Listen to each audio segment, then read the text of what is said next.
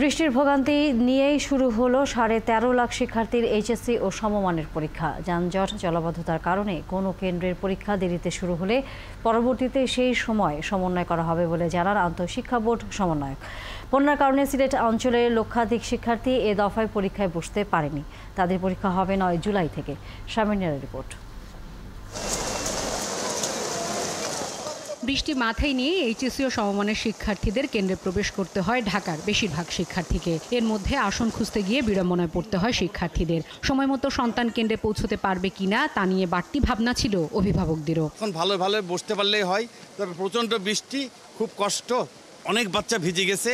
আর ওইখান থেকে গেটের মুখটা খুব চাপা হওয়াতে একটু অভিভাবকদের খুব বেশি অসুবিধা হয়ে গেছে, শুধু বাচ্চারাই ঢুকতে পারছে। ওয়েদারের কারণে একটু দেরি হয়েছে, কিন্তু ডিউ টাইমে আমি আসছি।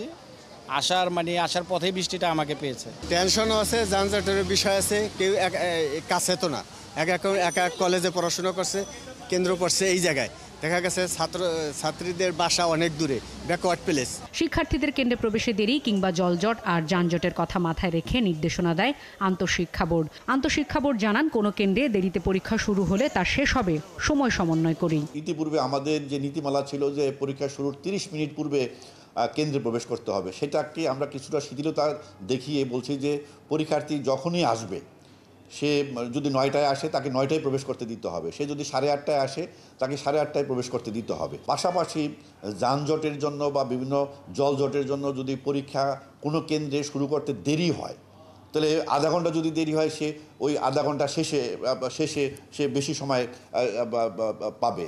এইচএসসি ও সমমানের পরীক্ষায় এবার 14.5 লাখ শিক্ষার্থী অংশ নিলেও সিলেট অঞ্চলে বন্যার কারণে প্রায় 1 লাখ শিক্ষার্থীর পরীক্ষা শুরু হচ্ছে 9 জুলাই থেকে।